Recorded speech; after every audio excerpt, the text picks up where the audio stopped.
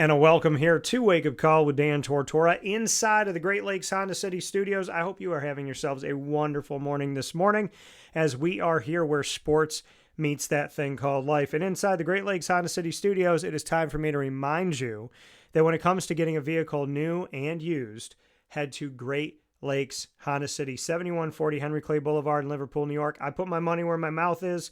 My partners can tell you I don't just work with businesses. I work with businesses I go to. I work with businesses I trust. I work with businesses that my hard-earned money goes toward. And I have been getting vehicles from Great Lakes Honda City for over a decade. So make sure you head there today. Let them know the DT sent you. I got my 2025 black on black on black Honda CRV. It's so pretty. And the front of it looks mean. And for people that know me know that I love the character, the Punisher from Marvel, and I feel like this would be one of his vehicles. So make sure you get over to Great Lakes Honda City today, and you can find out more about their inventory, their numbers for sales and service by going to greatlakeshondacity.com. You can also find them on social media. Inside of MON-FRI is what's popping. Today's broadcast is dedicated to my brother, my family, one of the best people I know, Mr. J. Bird Lucas.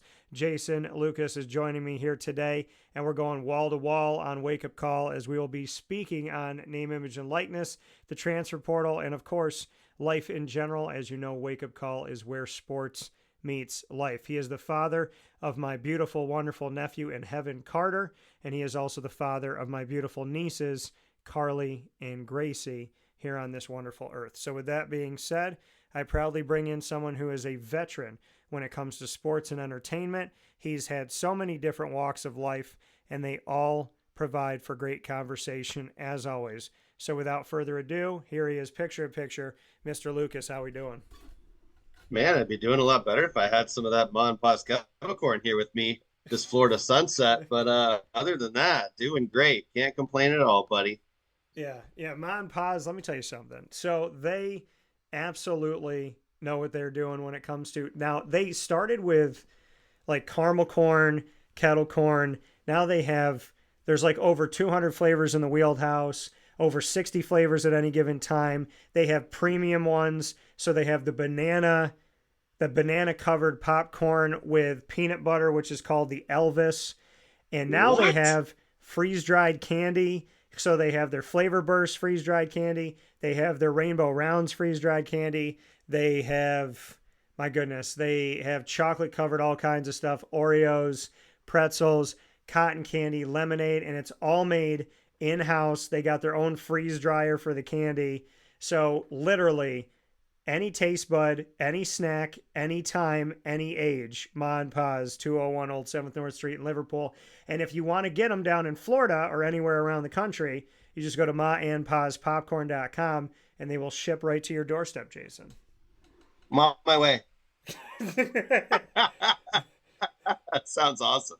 Yeah, they're so good. So first, the Elvis. What'd you say? The Elvis. Oh, the Elvis is fantastic. I'm down. The Elvis is great. So first and foremost, the most important question: how are Carly and Gracie? Oh, just growing like crazy. We took Carly to the doctor last week. She's 4'7" and 75 pounds. Gracie's not trailing by much. She's probably like 4'4" and 65. Doing great. Almost done with school this year. Yeah, and they have grown so very much. So two questions, very important. What are they into right now? And secondly, do they still know the Darkwing Duck song, which makes you the father of every year, by the way? We'll never forget the Darkwing Duck song. Okay. Especially. Darkwing Duck. Yeah. And Carly went and saw the Minecraft movie last week. Okay. And she went with Grandpa, so that just like made her life. And she had popcorn and candy and just had the best time and came home, singing the song Lava Chicken, So she came home doing that, and that same night I took Gracie to the Magic game. That's her first Orlando Magic playoff game, actually. First game she's ever been to, but it ended up being a playoff game. And she made it till halftime. So that's kind of a new thing that she's wanting to do, is go to games with me. Nice. I like that. So shout out. Yeah. Go ahead. What were you going to say? I said it's about time. Yeah, well, and the thing is, it's great when, and obviously I don't have any kids of my own human babies. I have Lily, my sweet, beautiful, wonderful daughter, Really? but Mino. But yeah, so you get to enjoy this now where it's like you're raising these little girls and you're holding them and you got a bottle in their mouth and you're trying to watch the game and hoping that they'll fall asleep, and then they're like 2 3 years old and dad, and they just want your attention and they don't want to watch the game. Then they're 4 and 5 years old, they want to watch Frozen every day 10 times a day. So to get to this point where they want to go to games with you, what is that doing for you as a dad? Oh, it's a lot of pride. I'm like, let's go. I took Carly recently to a Solar Bears, our hockey team. Took her to one of those games, and she made it just to the end of the first period. So it's just like, as a dad that knows his kids aren't going to say, I just make sure I buy the cheapest tickets so that I know if we leave, I'm not going to be mad about how much money I spent. Yeah. How do they do in the movies though? You said that Carly just went to see Minecraft. Do they sit through the movie? My dad said she was like captivated to the movie the whole time. She just paid attention and watched the entire movie the entire time. But she has autism and ADHD, so like her sitting down to a movie was like a dream. Probably even like 2 3 years ago. She just went to her first one. It's been almost a year. We went to see Despicable Me 4, and she sat through that, did great. So did Gracie. So now Gracie wants to go see Minecraft. Yeah. Well, and so the thing is, like, I know you're kind of doing things with them individually. Do you bring them both to a place, or are you just kind of testing the waters like one at a time? A lot of testing the waters one at a time. Yeah. Um, I don't know. I think eventually I'll take them to games together if they both want to go to whatever game may be, or the movies. I can do that as well with both of them. Like I have them both a lot now, so it's just a lot of whatever. We go to stores together. We go to wherever together right now. Well, yeah, and you and I have talked about this journey of being a dad and whatnot, and to me, and I tell people this, and I hope your ears are ringing in a good way, especially recently. But there's you and I met a long time ago. We met like 2010 ish, and Mm-hmm. so now, 15 years later, what I've seen out of you, and there's a lot of moments, and so when I was staying at the place that I typically stay at with my mom and my dad down in Orlando, my mom and I went down for just like two. Well, I went down for 2.5 days just to kind of get in the pool. I was really stressed out. I needed to kind of just take a breather, and I said to my mom, we were coming by this building, and I said, Ma, I remember being by that building with Jason, and I said, so Jason came to visit. He was leaving. I walked him down the stairs and we got to his car and we were standing at the back of the car. And I said, hey, man, I appreciate you coming out. You mean a lot to me. And I gave him a hug. And I said, Jason looked at me and he goes, well, yeah, of course. You're my best friend. Yeah, bro. And like, I never forgot that moment and the honor of that. So, to the point of being your best friend, I want to let the world know you are literally that person that keeps on ticking. You keep going. You face adversity. You keep going. You care about other people. You smile. You always ask how I'm doing, no matter what you're going through. And you are a tremendous father. Tremendous father. All the things you do, all the travel, everything you've done over the years, like those girls mean the world to you. And a lot of people will say they're good parents. They'll go on Instagram and Facebook and X and all that stuff and pretend to be good parents. But you are somebody that is just, when the world calls on you and you got to be a son and you got to be a dad and you got to be a best friend and you got to be a friend and you got to go out there and do what you need to do. You have shown me that through adversity, through the storm, there is this beautiful thing that can come out of it. And you're one of those pieces. You're one of those things. I think that you're one of God's best children because you are such a loving, caring, humble, kind, giving person, and you've been through so much. And I just want to let you know that from my point of view, We are blessed to have you as a friend, as a best friend, as a brother, as a son, as an uncle, definitely as a dad. And I just feel like you should know that. Well, sitting here trying to cry. I always tell people a lot of what I learned about being a friend, I learned from you. Because, like, I wasn't used to having anybody call me just to say, "What's up, man? How's it going? You doing good? How's your life?" And that's what I learned from you. You taught me that. So, hell of a friend yourself, buddy. It's, yeah, it's been a wild ride, 15 years almost. Yeah. And, and to me, it is. And it makes me happy, and I'm going to be down in Florida. Obviously, those of you that know, that's my second hub. Jay, you would be proud. I've been saying since I left and came back up here that I was never leaving Florida. I was always going to keep Florida. I was always going to grow and foster it. And that if the people stayed, that listen and played fantasy football and all that, I was like, if y'all stay true to me, I'm going to stay true to you. That's not a question. I just want y'all to be with me, and I'll ride with you forever.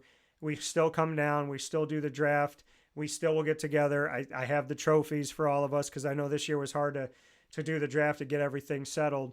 But now I have people come up to me here in New York, and they'll say, "Oh, Florida's your hub. Florida's your second hub. Florida's your other home. How is it down in your home? Oh, we know you do a ton of work in Florida."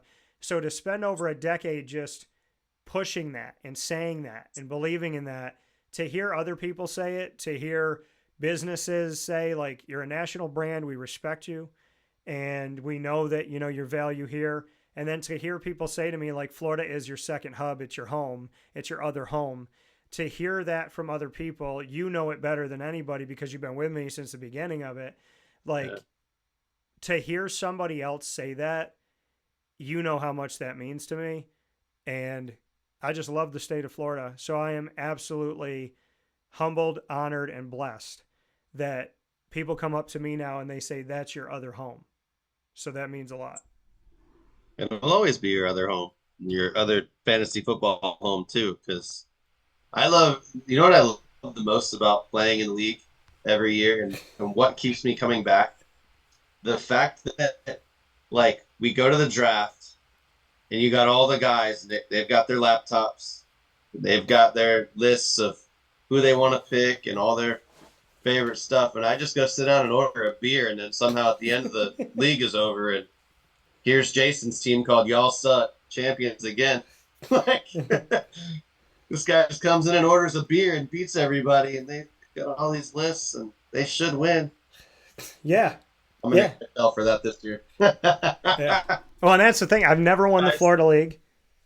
I got close. Those are my 3 trophies. I have one on the way, but it's so we got a bunch of ones in New York, and we got the one down in Florida, which is the oldest, which I think is 14 years old, 13 or 14, and Benny. But you've won.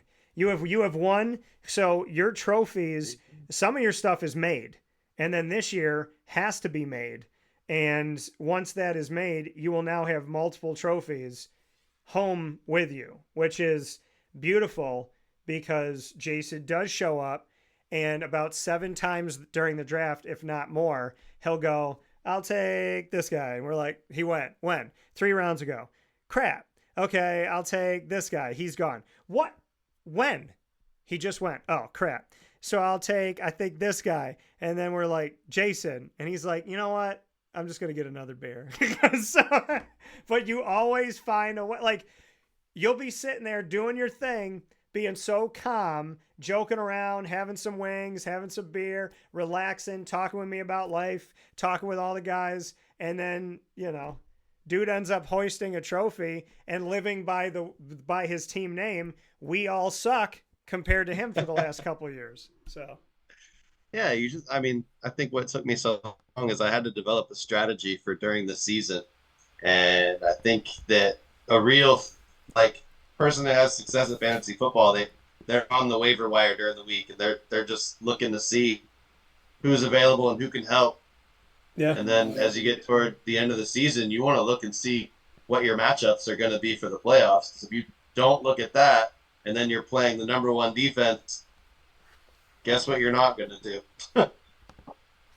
Well, yeah, and that's the thing is like you really do have to draft well, but you have to be really really good at, like you said, moving around during the season. You have to, your team may not look the same during the year, but you have to be smart. You have to be on it. You have to not only be on the waiver wire, but you got to be on it first. Be on free agency first. See a guy, pay attention, get to him 2 weeks before everybody else is like, oh, this is a pretty good guy. So like I know on Wednesdays when I talk about fantasy football on the show during the season, I know that by the time the show is and we're live, that if I'm saying it on the show, someone's already looked it up on Monday, they've already went after it on Tuesday, or they're doing it while I'm speaking. So I have to be in the habit of, if I'm going to talk about it on the show at 10 o'clock, I need to have made the move at 9:59. Yep. But you've gotten really good. Do you have like a favorite move you've made over the last couple of years where you're like, this one was just genius? Oh my goodness. There's definitely been some waiver wire moments. I remember one year I grabbed Joe Flacco. Nobody, it was like, why does nobody have Joe Flacco? And then that week he threw 5 touchdown passes in the first 16 minutes of the game in Tampa, and I was there watching. Yeah. That was one of my favorite moves I've ever made. Now, I don't think that ended up in a championship for me, but it was one of those like, why does nobody have Flacco? Well, so I think last year in our league, somebody must have dropped this guy because I don't even know. Maybe they had a bunch of injuries. Maybe they needed someone at the time. Maybe they had too many quarterbacks. But I kid you not, they dropped Josh Allen, and I was looking through, and I saw him, and I was like, there's no way that this is real. I've never been drunk. I don't do drugs, but something inside of me said I must have a contact high because there's no way that Josh Allen's available. And I clicked on him and I got him. And I think I had like him and Lamar Jackson, like something stupid. And I remember looking at it going like, how was Josh Allen available in like week 9 of the season just sitting there? So, I mean, again, people make these moves in the middle of the night. Like, I got to do this. I got to do it quick. And then I'm going to get him right back. And then I saw him sitting there. And I took it. I will get rid of the majority of my team before I let go of Josh Allen. I will move stuff around. I'll play without a kicker. I don't care. But Josh Allen was available. I picked him up. I still didn't beat Jason. Whatever. But you and I had the opportunity to be in the championship against each other. We could have been. But I think didn't we play in the semis? Like we played a week early and you beat me. Yep. I remember texting you and saying, I wish this was next week. Yeah, because we potentially would have played up against each other. And you and Rick, that are both Dolphin fans, you guys make it to the end a lot too. So, I mean, you and Rick always have that, like, who's going to take, will they, won't they? Who's going to take that Miami guy that everybody knows? Who's going to take the Miami guy that nobody knows? So, who do you think is better at taking Dolphins, you or Rick? I think he's got the better of it with Tyreek Hill the last, because he always seems to get Tyreek and I always seem to get Jalen Waddle. So he's gotten the better of it the last few years, but you gotta just keep making those moves, man. You can't fall in love with players, especially defenses and kickers. Yeah. Switch them every week. And Jason, let everybody know, since you've been with me for so long, what is my rule on drafting kickers and defenses? Yeah, the first guy to draft a kicker before like the 15th round or whatever has to buy a round of drinks. Yeah.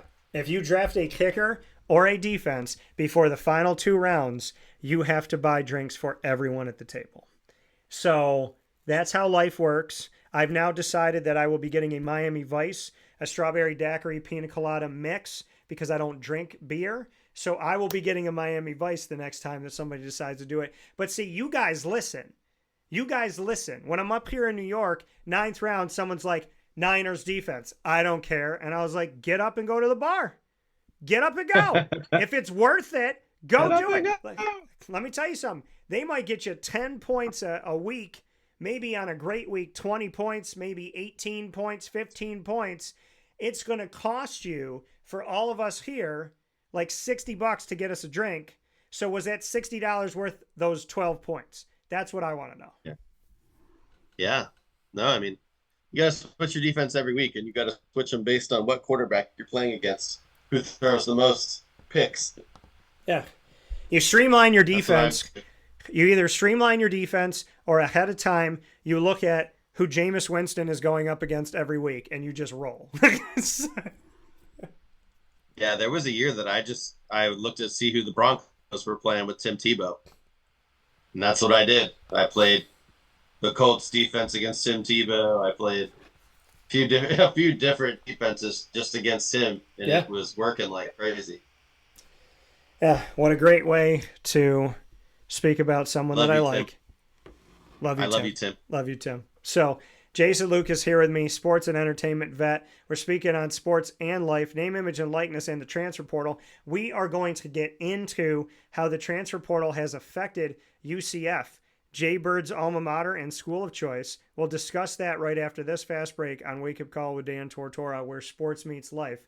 Stay with us. Portal! How are you taking people from Orlando? It's the hub. It's where everything is. There's Epic Universe now. There's Universal. There's Islands of Adventure. There's Disney, although woke, but it's still there. And then there's SeaWorld. There's all of this stuff going on, folks. There is this beautiful majesty of Orlando. There's beaches all around you. But for some odd reason, people are still leaving. Jay Bird just lost a quarterback. We're going to talk about all this stuff when we come back on Wake Up Call with Dan Tortora, where sports meets life. I have two things to say to this. One of them, Dylan Gabriel and Mackenzie Milton, thanks for hanging around for a while. And you know who didn't hang around in Orlando and it broke my heart, but it had nothing to do with the portal? You know who he is. Betty! We'll be back. Here's a message from Renee from Bryan's Landing, located on 6523 East Seneca Turnpike in Jamesville, New York. Open Tuesdays and Wednesdays for dinner, Thursday through Saturday for lunch and dinner, and Sundays for brunch. It's a lot like the way that my mom and dad ran their restaurant. We have put in place a lot of people that are family to us, very similar to how my dad hired people that were family to him. And then the tradition I'm carrying on is a lot of the items that are on our menu are my dad's. And he taught our chefs how to recreate his dishes. So I think that Tommy McNerney, who our executive chef is, to him it is an art. And I think that when he does create a dish, it's not just about making the food taste delicious, which is definitely our priority, but it's an art to him, and it's almost like his canvas on a plate where he just wants the colors to look great, and people love it because he takes pride in that. And Brian and I appreciate that. We want it to obviously look good and taste good. I will tell you, when we opened up, it was 6 weeks before COVID. And what was amazing was the community, our friends and family stepped up, and everybody did takeout. Everybody supported us. Our hearts were just so filled. So to Brian and I, obviously our friends come all the time, and we just have repeat customers in Jamesville, and I think people going to our previous restaurant in Green Lakes are making the trip to come to Bryan's Landing to support us. And I mean, I think we have great food and a great atmosphere. So it's very, very important to us. Head to Bryan's Landing, located on 6523 East Seneca Turnpike in Jamesville, New York, where memories have become recipes that are now meals to share with you. Tuesdays and Wednesdays for dinner, Thursday through Saturday for lunch and dinner, and on Sundays for brunch. And be sure to come out for live music Friday, Saturday, and Sunday.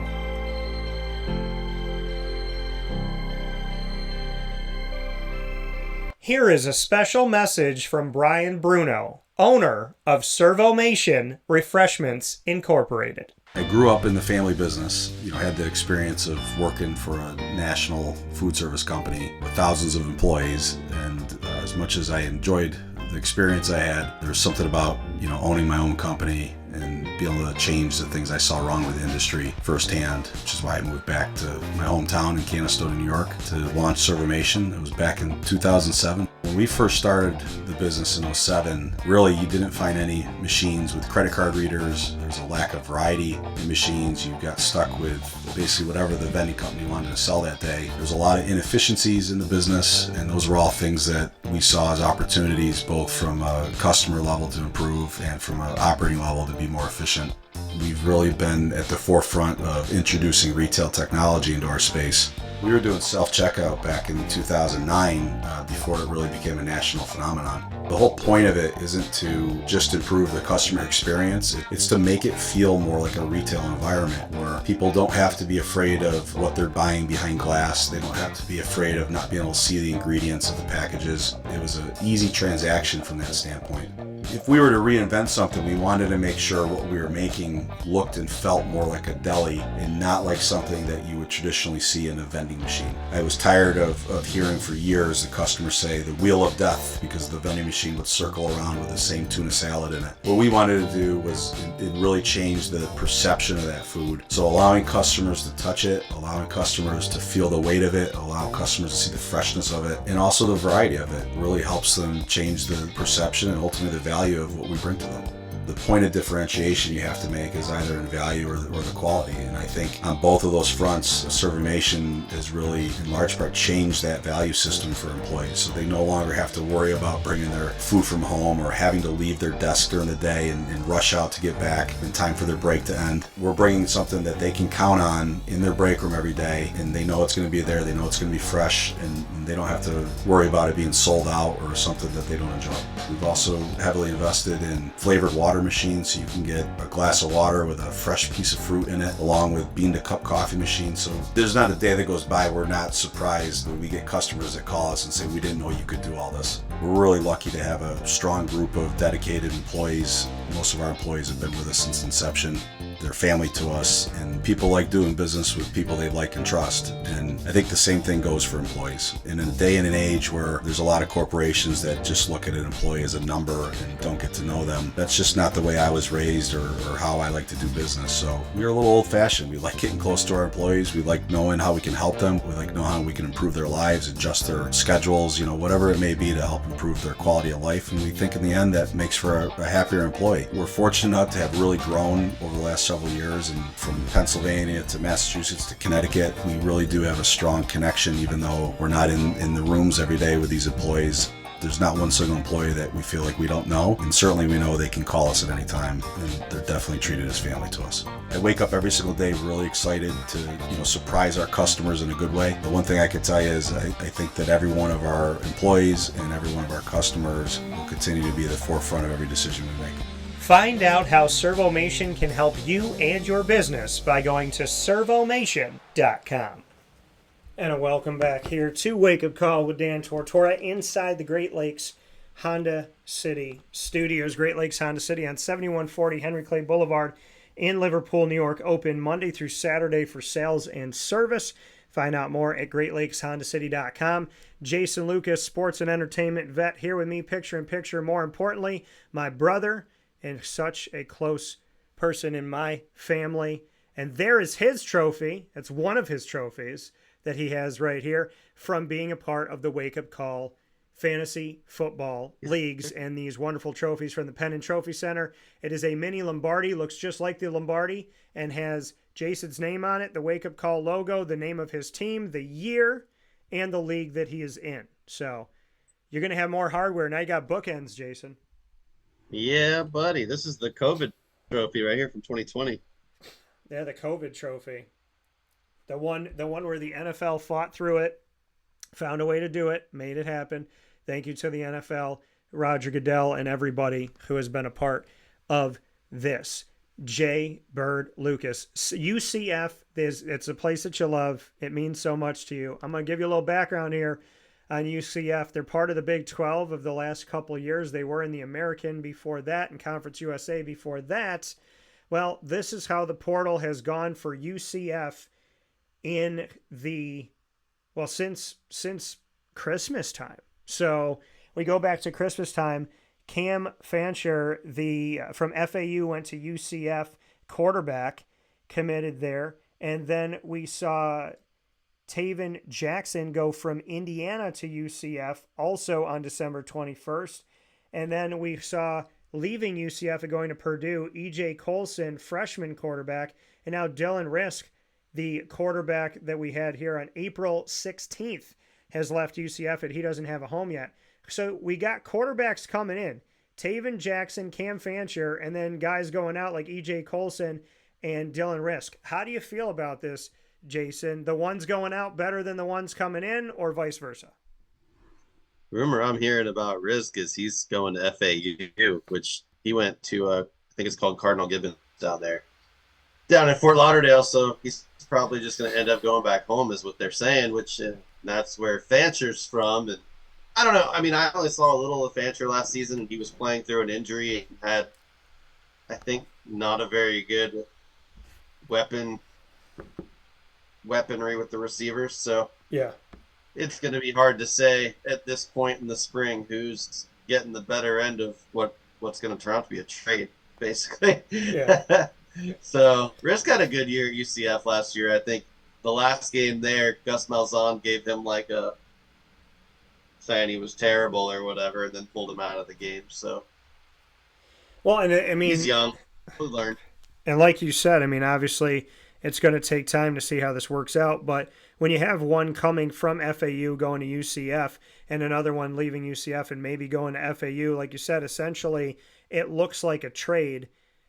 What is this becoming for you? When we look at the transfer portal and we look at the free agency that exists now in collegiate athletics, what type of world are we living in that this is what we have now? That this essentially, I mean, we're looking at things that look like trades. I mean, there's a quarterback that was at Purdue, went to North Carolina, went back to Purdue in Brown. So, I mean, there's these really weird things that are happening where somebody is somewhere, they leave, then they go back. And then in the case, like you said, of UCF, it almost looks like they traded quarterbacks.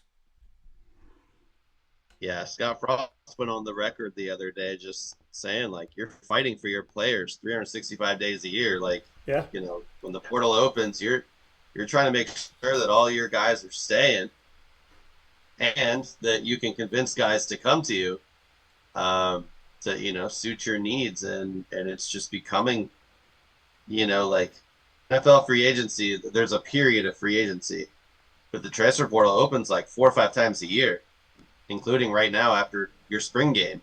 So you've got coaches that don't want their spring game on television anymore. I don't even think UCF did a spring game this season. I think they just ended practice the other day and said, that's good. We're good with that. And so they're hiding who they have. They don't want to put film out or anything on their guys that's going to get them an offer because of course there's all kinds of tampering going on. There's no way that there couldn't be in day of Instagram and Twitter. You can just DM a guy and be like, hey, like, are you thinking about jumping in the portal? Because we're thinking about giving you this bag to come here and play. And you know, like Frost was saying, basically you have these schools like in Oregon or Ohio State or Florida, these schools with so much money that they have endless money and they can buy whatever player they want. So trying to compete with that, not fun either. No, and when we stay in the state of Florida, as you know, Florida is the second home of Dan Tortora Broadcast Media, of Wake Up Call, and of course of me personally. If we go to another school, we travel up the state. We go to Tallahassee and we look at Florida State. Trevor Jackson, a quarterback leaving Florida State, a freshman there. And then you have Luke Kromenhoek, a quarterback who left Florida State and has already found a new home.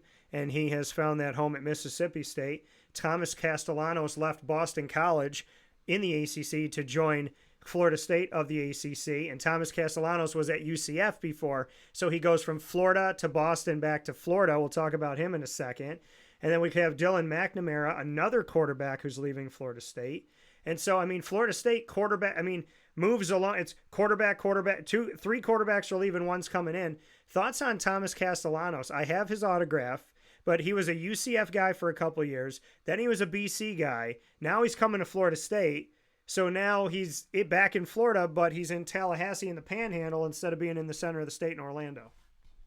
Yeah, I loved his high school film. When he was coming out, you would see teams drop 9 players, and he would still hit a deep post. So, phenomenal arm on Tommy Castellanos. Tommy Casto. Yeah, he's got a big arm. I think where I would say he falls short. Haha. He's not very tall. So he can't see over the line in a lot of situations and has to scramble when other quarterbacks could probably just throw over the line. He's a talented kid, though. I think Norvell could do some things with him up there at Florida State. Move the pocket, get him outside. He's got a big arm, like I said. I mean, he could do some things for sure. We could use somebody like him on the Dolphins because our offensive line's terrible. Well, that's the thing. I mean, Castellanos and people in BC didn't give him a lot of credit. Now he's at Florida State. And then we look at the Gators in Gainesville. Harrison Bailey, a quarterback who left Louisville, is going to the Gators. Justin Boone, an edge rusher, leaving the Gators for Arkansas in conference in the SEC. Then you have Artis Boardingham, who is leaving Florida for Bowling Green. You have Michael Caraway Jr., who's a safety, who decided to leave Southern Miss and join the Go Gators. And then you got a guy like Christian Williams, an inside offensive lineman. He's leaving for Liberty. Then you have Kofi Asari, who's leaving UMass and joining the Gators. Tommy Doman, punter, leaving Michigan for the Gators. Then you have J. Michael Sturdivant, wide receiver for UCLA, who's joining the Gators. There's a bunch of moves happening here. And then there's two Gators leaving for LSU. Jake Pyburn, an edge rusher, and Jakeem Jackson, a corner, both leaving to stay in the SEC and go to the same team. And then Marcus Burke, a wide receiver, leaving the Gators and coming to UCF. What do you think about some of these Gators moves, including the fact that Marcus Burke is going from Gainesville to Orlando? Yeah, I mean, maybe Gainesville is just a little bit more boring than Orlando, like you were saying. How do people leave Orlando? I don't know. It's crazy to see. You know, you're just constantly wondering how these guys are going to work out, how they're going to fit into a new system. Yeah. I think Billy Napier is building a juggernaut at Florida. If they would just STFU and keep him, so I think he's doing a great job. Honestly, we went there middle of the season last year. UCF couldn't even hardly move the ball, and the swamp was absolutely rocking. Yeah, I felt like it was the 90s over again. And I said it then, they're going to turn it around here. And I think Florida finished the season very strong and became a contender in the SEC East. And I think that they could contend in their conference this year. I think they could be one of the teams that you're talking about at the SEC championship at the end of the year. Yeah, DJ Lagway, the gun of DJ Lagway. If they can keep him happy, keep him a Gator when the portal opens, he said he's staying. So, yeah, I think. And anytime Florida wins the basketball championship, somehow the football team is very good too. So, I'd watch out for the Gators this fall. Well, that's the thing with the Gators is, you know, they have had moments, right? And if DJ Lagway had stayed healthy, they could have had some more moments here. And we look to Miami. Now we travel down the coast. We go to Coral Gables area. And since the start of the new year in 2025, 2 Hurricanes went to SMU, which is now in conference because SMU of Dallas, Texas, is part of the ACC. Zion Nelson, offensive tackle, and Christopher Johnson, running back, both left Miami for SMU, which makes sense because SMU got into the college football playoff and Miami didn't. Carson Beck has left Georgia to go to Miami. Carson Beck, who is maybe going to the NFL. Remember how he got hurt? Remember how he came in that play in overtime and he had his right arm just at his side, not using it at all, just like this bum right arm, just dead on his side, and then using his left hand to hand the ball off for the first play to be the last play of that game. Well, Carson Beck is now in Miami. God willing, he's doing well. And then Elias Rudolph, edge rushers, leaving Miami. We don't know where he's going. Josh Horton must have been involved in the trade for Carson Beck because he left Miami for Georgia, the defensive lineman. And then Zaquan Patterson, safeties, leaving Miami. Isaiah Thomas left Miami for Kennesaw State. Nye Carr, wide receiver, left Miami. And Emmanuel Carnley left Miami. And Abram Murray left Miami, a corner and a kicker, respectively. So looking at the transfer portal since the start of the new year, there's all Miami and Arrow except for Carson Beck, who's coming in. Outside of Carson Beck, all the other arrows are pointing out of Miami. What do you think about that? Yeah, no, I think the biggest thing is losing Cam Ward. I think that's going to be huge for them and trying to, Carson Beck's got some shoes to fill if he's going to come in. Cam had a hell of a year. And kept them in a lot of ball games they probably shouldn't have been in. They had many comebacks last season, so I feel like that's going to be the biggest loss for them, and they're going to just kind of be rebuilding this season and just trying to get things going for next year maybe. Yeah, I want to go back here in the transfer portal and what's going on right now. I want to go back to UCF because we talked about quarterbacks, but UCF's got a bunch of guys here. Imeric Kumba, edge rusher, coming from Michigan, going to UCF. DJ McCormick, a linebacker, leaving UCF. Marcus Downs, D lineman, leaving UCF. And then we have Traquan Fagans, cornerback, leaving UCF. We talked about the quarterbacks. Colton Boomer, their kicker, is going to Boise State from UCF. And outside of that, we have Dwayne Thomas Jr. leaving Charlotte for UCF, a wide receiver. Caden Kittner leaving UCF for Arkansas, inside offensive lineman. Cole Kozlowski leaving, this is fun here. Kozlowski leaving Colgate, which is right by my neck of the woods in upstate New York. Leaving Colgate, the linebacker for UCF. Adrian Medley is leaving UCF for Florida State. Randy Pittman is leaving UCF for Florida State. So there's movement in state again for the O-tackle and the tight end, respectively. And then Lawson, linebacker, leaving Virginia Tech, going to UCF. Elijah Brown leaving FAU to go to UCF at the tight end position. And Jaden Nixon, a running back from the Western Michigan Broncos, leaving for UCF. He's going to head into UCF. Jaden Nixon at the running back position here. So a lot of moves being made. These were all in the new year as well. And then we're seeing UCF lose wide receiver Hall to Sacramento State. And then another Chauncey Magwood leaving UCF for Purdue at wide receiver. Are you surprised in this, Jason? I mean, Scott Frost is back. Why are there so many UCF exits right now? I would think that there's more of a, hey, you need to go find somewhere to play because you don't fit into our system is kind of what goes on when you switch the coach. Yeah. And I think you saw that with Dion going to Colorado a couple of years ago. They switched over about 60 players. I think it was almost the whole roster. UCF had 50 new bodies last year. Just the era of college football we're in now, you can't fall in love with the players like you used to. You used to be able to be like, oh, he's a freshman, he's a sophomore, he's still here. Junior, he's still here.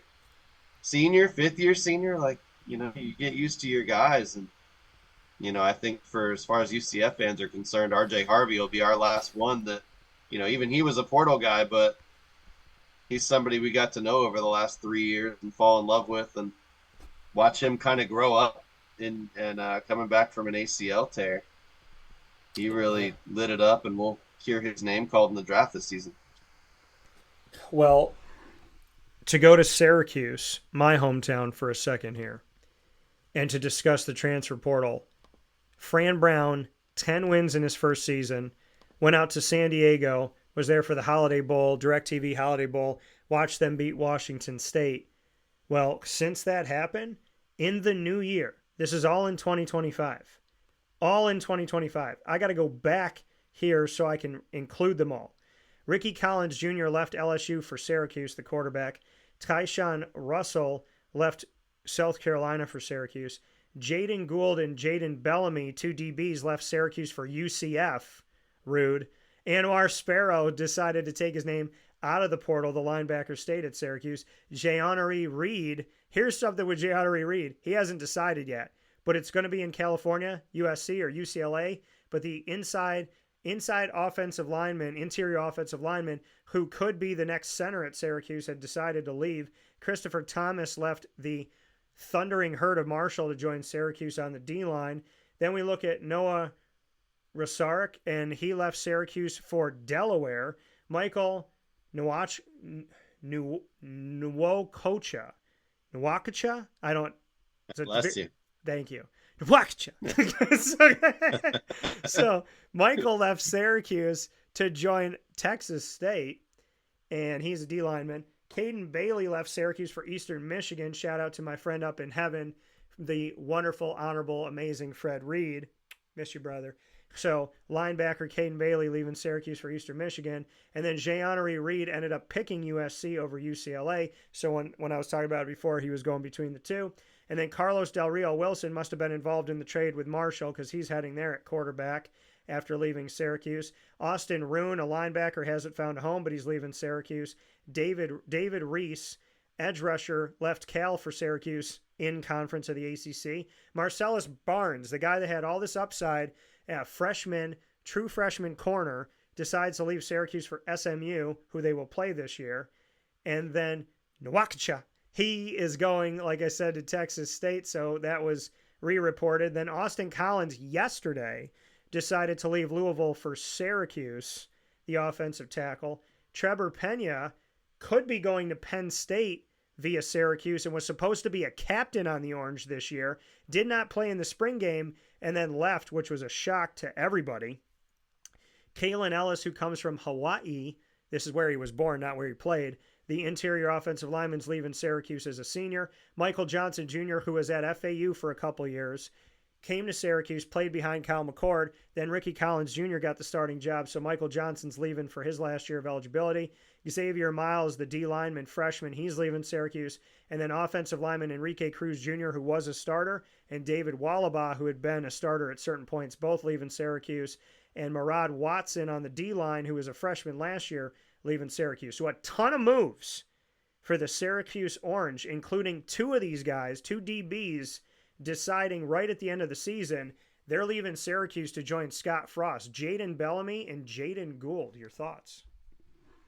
Yeah, I mean, I think you'd transfer to Florida if you could, right? So I think that, the Orlando speak is very strong, and yeah, UCF does have, Sean Beckton back in the fold from many, many years. He's been a UCF coach and went to Nebraska. And I think that helps recruiting a ton. Obviously, you've got Mackenzie Milton here recruiting all these different quarterbacks. Yeah. And, people forget Mackenzie was one of the people that founded Name, Image, and Likeness. He was the first one to start a company when it first started, which is a conversation you and I had, I think, like 5 years ago. So it was going into the 21 season. We had that conversation about Mackenzie Milton's company. Yeah. Yeah.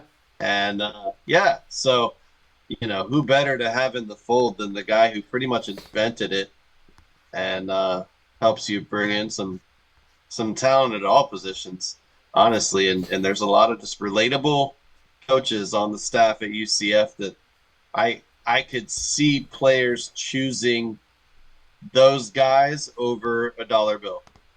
And I think that's what, honestly, the staff that Scott Frost has put together is those character guys that you need to bring in people who realize, okay, well, they might not have offered me as much money, but I'll get to play. I'm around people who actually give a shit about the guy. Well, that's the thing is, and it's crazy too, because it's like follow the bouncing ball, right? I just talked about schools within the state of Florida and how they were taking each other's players, and then you're down in Florida, I'm up in Syracuse, and UCF and Syracuse have a connection of this transfer portal of taking players. So just funny how life works that way, but these conversations seem to fall into our laps so often, Jay Bird. And I don't want to miss this out on this one in the American Athletic Conference. I do want to make mention of this school. 2 years they've had their coach, and 2 years they have been in a bowl game. And I want to shout him out because I've had the opportunity to speak with him over the last couple of years. So I do want to show some love to the South Florida head football coach. I have a lot of respect for Mr. Golish, Alex Golish. So in USF, Cameron Campbell, the corner, he is leaving USF. Mudia Rubin has left Stanford for UCF, the wide receiver. Chavis Brown is leaving North Texas for USF, which is within the same conference of the American, at linebacker. Then we have Nalem Simmons leaving South Florida at wide receiver, and Dre Butler leaving Charlotte for the South Florida Bulls at D-line. So once again, in conference. Trey Dubik is the long snapper leaving South Florida for, I believe, New Mexico. He's going to be going to now. Yeah, New Mexico, the Lobos. And then you have Chenelson Exum, who is leaving South Florida for FAU in conference and in state at D-line. Amaris Brown leaving South Florida for UNLV at corner. John Cannon, what a great name for a kicker, leaving South Florida for Western Kentucky. Abdur Rahman Yassin leaving South Florida for James Madison at wide receiver. And then we have Andrew Kilfoyle, who's leaving South Florida for Bowling Green, interior offensive lineman. Langston Long leaving South Florida for Toledo at linebacker. Chaz Nimrod leaving Tennessee for South Florida, interesting, at wide receiver. And the list continues to go on here for South Florida. I know you laughed when I talked about South Florida because I know they used to rival UCF, and I wish they would bring this game back. I know you don't like them, but your thoughts on Tampa and the South Florida Bulls? Yeah, little brother's still doing his thing down there in Tampa, which is nowhere near South Florida, by the way.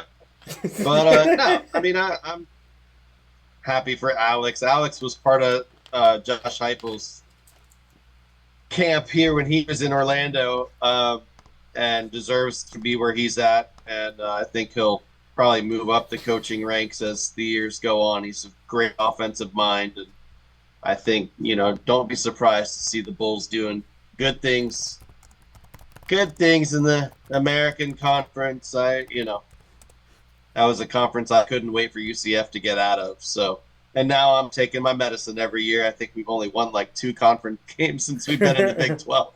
Oh, I'm taking my medicine, but I did say I would love if we're just playing the bigger schools and let's just see us try to compete. And that's what we're doing. It's trying to compete. And now I think, USF, they may have a chance one day to get up to where UCF finally got to, but yeah, there's not a lot of love lost there with my history of following the two. Yeah.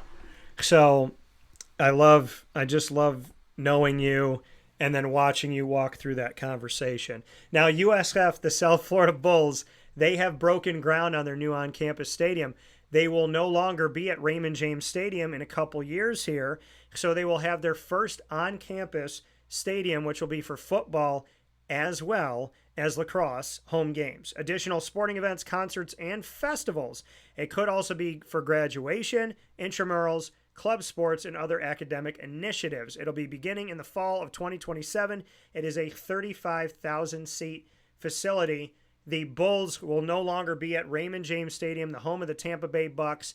In just a couple years, the South Florida Bulls, who never had an on-campus stadium, will have a stadium before the professional Tampa Bay Rays do. Thoughts, Jason? Yeah, I mean, 20 years too late. I think they should have been doing that in 2005, 2007, like somewhere in there, like UCF did, because there was no better time for them to get funding than when they were the number 2 team in the country for that 1 week. And that's what they should have been focused on was, okay, how do we get this on campus in the next 2 to 3 years? Yeah. And instead, I think they just got their indoor facility 2 years ago. And now they're finally going to break ground on a stadium, but it's too late for them. It's too little too late. I don't know, even if there's another expansion, I don't even know if they'd be a part of it. So good for them. I mean, I'm happy that, they can finally get there, but yeah. I think they lost quite a bit of their fan base just staying in Raymond James. It makes them look really bad when they play home games and it's a 65,000 seat stadium and there's like 10,000 people there. It just makes them look really bad. And so I'm glad that they're going to have a smaller, I'm assuming it's like a 40,000 seat stadium, maybe 35,000.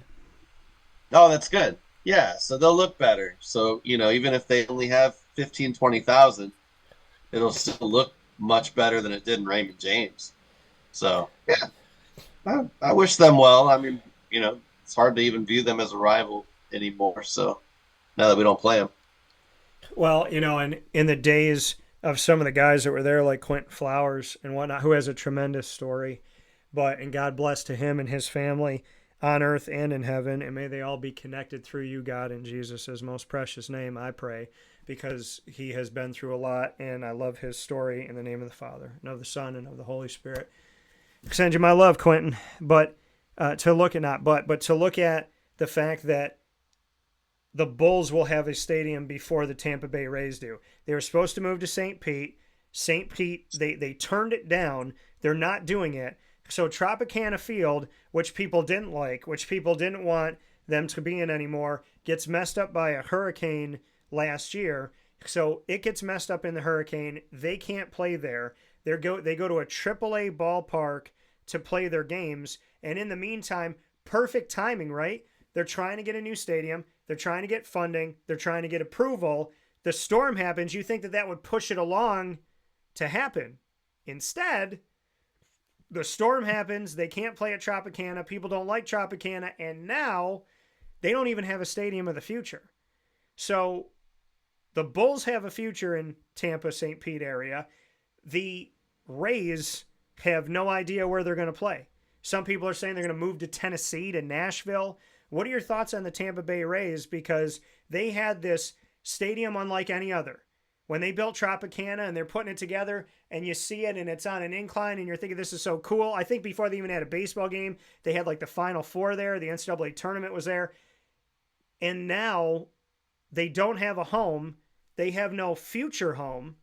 They sound like the Oakland Athletics, but on the other side of the country. So here's my two-part question. What are your thoughts on the Rays living down in Florida? And who gets a stadium first? The Rays or the Athletics? Probably the Athletics, honestly. And my thoughts is at least they're closer now. So for me in Orlando, getting over to St. Petersburg is an extra 30 to 45 minutes than it is to get to Tampa, where they are now. They play right across from the Bucs Stadium. So it's much faster to get there. And what I wish they could do is upgrade the Yankees facility and continue to use it. That's what I wish they could do. But what they said recently is they did approve for a new roof to be put back on to Trop, and they're going to go back over there.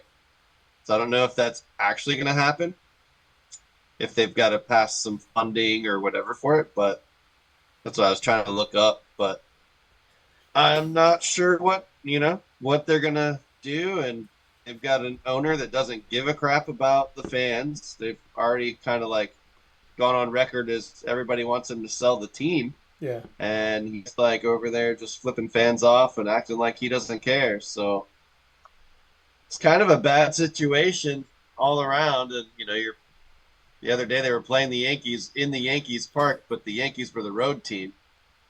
That was kind of interesting. And, I don't know. Yeah, I even saw this one call in that stadium they're playing in right now that Aaron Judge hit a home run and they called it foul. But it was like 20 feet fair. Yeah. Well, I mean, I look at it like this. If they're playing in the farm place for the Yankees, can they not say to the Yankees, hey, you got the money. Why don't y'all upgrade this thing and you'll do it for us, but also for you. You'll have an MLB stadium for your spring training and we'll have, but by the way, here's something crazy. And I don't think you're going to believe me on this. The second most expensive family of four outing this season in Major League Baseball of the 30 franchises, number one most expensive outing, almost $400 for a family of four for parking, 4 cheap tickets, 4 hot dogs, 2 beers, and 2 sodas. The Dodgers. The second most expensive ticket in the nation of 30 franchises will make no sense to you because they don't have a stadium. The Tampa Bay Rays is the second most expensive outing to the World Series champion Dodgers. Thoughts? That's true. Yes. Yes. I don't know. I was looking at tickets on StubHub the other day. They were like $23. Maybe you're talking about face values. So I'll tell you, so we looked it up. Papa Joe and I looked this up. So family of four MLB franchise for 2025. I'll tell you right now. So the cost of taking your family to an MLB game in 2025, and it's from CNBC. So here's the information. Let me get to it here. Yeah. So right now, now it's changed. Of course it has. Oh, no, wait. No. That's the valuations. Never mind. That's the valuations. So let me get back to what I was finding here. So family 4-pack. family 4-packs. No, I want to look for, okay. So let me see this. Let me see cheapest ticket Major League Baseball 2025 family of 4. Because I had the actual breakdown of all of these, and we talked about them all because it was insane how some of this stuff broke down and how you're like, there's no way that some of these teams were where they, and then like the cities that have 2, like Chicago Cubs were in the top 3 most expensive, but the Chicago White Sox were in the top 3 cheapest. So it was just stuff like that, looking at the metrics of it all. So Yeah. let me bring it up here. So, okay, maybe it's this one. If not, then I can find it. I could find it I could go back to the shows that we had done here because it had the valuation for every single team. Because the median, I think, was $270 to go to a game. Oh, this might be it. Let's see if this is it. Okay, let's see. Oh, that's the median ticket price. Yeah, so the Tampa Bay Rays are still up there. I'm going to look up the official. Jay and I are going to take a step aside because I want to read you the official thing. Jason is not going to believe me. You're not going to either. But I'm telling you that Papa Joe and I found this, and it made no sense. We'll take a step aside in the Great Lakes Honda City Studios on Wake Up Call, and we will be back right after this.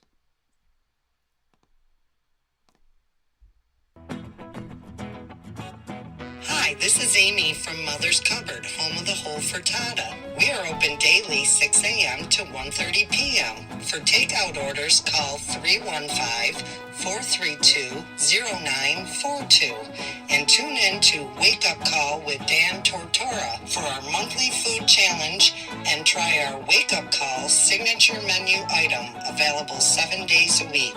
Here at Mother's Cupboard, we are Central New York, and it's our honor to serve you.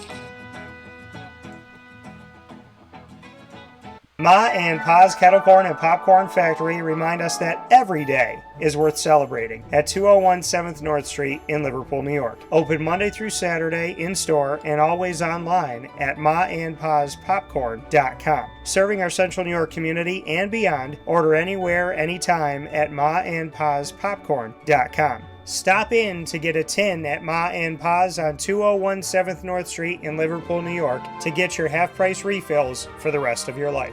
Come to Ma and Pa's for your holiday gift giving for family, friends, employees, and clients. And remember, for fundraising and events, to call 315-450-6272. That's 315-450-6272. Ma and Pa's Kettle Corn and Popcorn Factory. How corny are you? This is Jimmer Sikowski, owner-operator of Chick-fil-A Cicero, 7916 Brewerton Road in Cicero, right in front of the Home Depot. I had a deep feeling that God wanted me to do something bigger with my life and to help people, help others. I kept putting Chick-fil-A in my life, and I realized as I was going through the franchise selection process that positively impacting the lives of others was really core to what we do here at Chick-fil-A. First of all, it starts with the food. The food is brought in fresh daily. We bring in local produce. We prepare to order in the kitchen. We hand bread our chicken. We hand spin our milkshakes. It's great food. It doesn't taste like fast food. I think the second thing is the way people feel when they come in a Chick-fil-A restaurant. It's different. We try to treat people with intentional kindness here, which is very different and deeper than good customer service. And so I think it feels remarkable for most people to come in a Chick-fil-A restaurant. And then lastly, the impact that we try to have in the community is very different. It's a big part of the expectation of every operator of a Chick-fil-A restaurant is that they're actively engaged in their community, they're a leader in the community, and they're making a difference. When they realize that what we're striving to do is to shine a little light in their life, that's a very, very different experience than you will have in any other quick service restaurant. And it's that remarkable experience that I think people will emotionally connect with.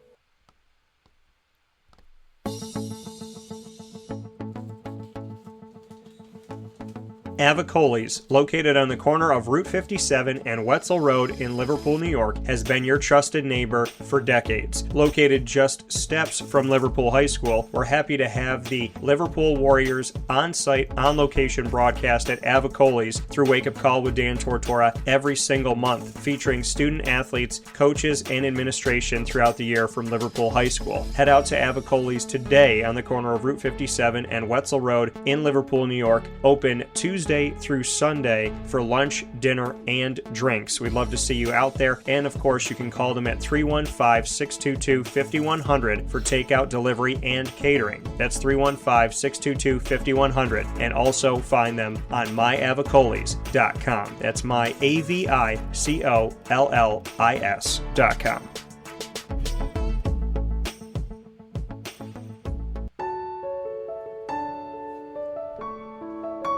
Having peace of mind when you're out of town that your furry-loving friend is safe and sound means taking them to Canine Campground, because we all know that when it comes to the love of our pets, it goes well beyond the call of duty to make sure they're safe and sound. Right, Lily?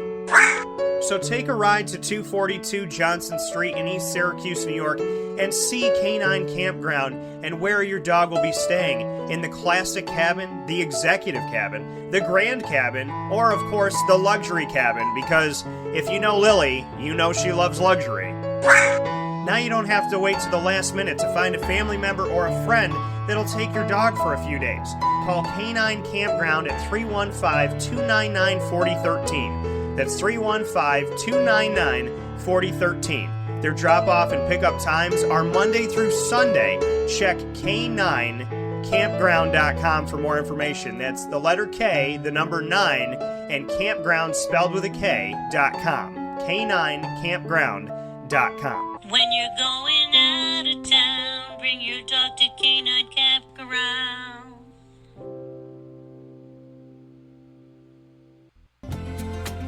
Looking for your next ride? Look no further than Great Lakes Honda City, located on 7140 Henry Clay Boulevard in Liverpool, New York. Serving our community for decades, their new and pre-owned vast array of vehicles are available to you Monday through Saturday on site. To search from home, shop at GreatLakesHondaCity.com. Call 315-365-5576 to set up an appointment. That's 315-365-5576 for Great Lakes Honda City, 7140 Henry Clay Boulevard in Liverpool, New York. Great cars, great people, Great Lakes.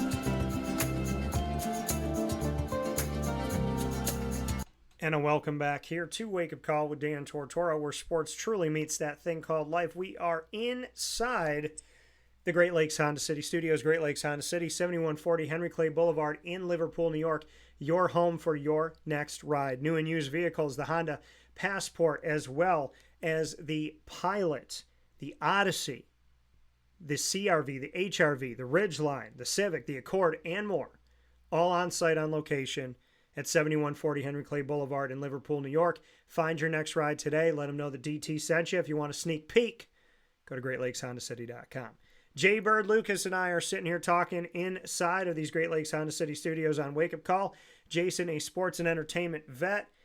Jason, here it is. The cost of attending an MLB game in 2025. This comes from bookies.com. That's right.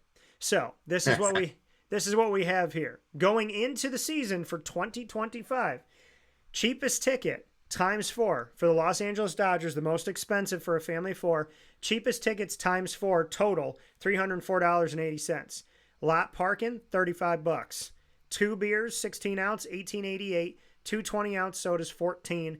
4 hot dogs, $27. $399.68. Number 2 going into the season, Tampa Bay Rays, cheapest tickets times 4, $230.38. I know you got a different one right now because Jay Bird found $19 tickets most recently here would mean that's only $76 for tickets. But going into the season, it said $230.38. They said lot parking for the Rays was going to put you at $31.95. 2 beers, $30. 2 sodas, $9.98. 4 hot dogs, $27.96, more than Los Angeles, for a total of $330.27. The median, the average is 4 tickets for a family of 4, $119.32. The median parking, $29.25. The median 2 beers, $19.91. The median 2 sodas, $13.93. The median 4 hot dogs, $25.59 for $208. So there's teams below the median, there's teams above it. Believe it or not, this is ridiculous, and I don't know if I agree with this because I just brought my dad to Yankee Stadium, but the Yankees fall under the median line. They're $205.48 for a family of 4, which is under the Major League Baseball average. Below the average, the Yankees, the Rangers, the San Francisco Giants, the Baltimore Orioles, so on, and so the Los Angeles Angels, and so on and so forth. The cheapest family of 4 outing this season for Major League Baseball, the Cincinnati Reds. You can do your entire thing for $124.51, which is less than buying just 4 tickets to the Dodgers. You can get 4 tickets, 4 hot dogs, parking, 2 beers, and 2 sodas for less than it would cost you to buy 4 tickets to see the Dodgers. My Arizona Diamondbacks are above the median, costing more than the Yankees. They cost $231.20.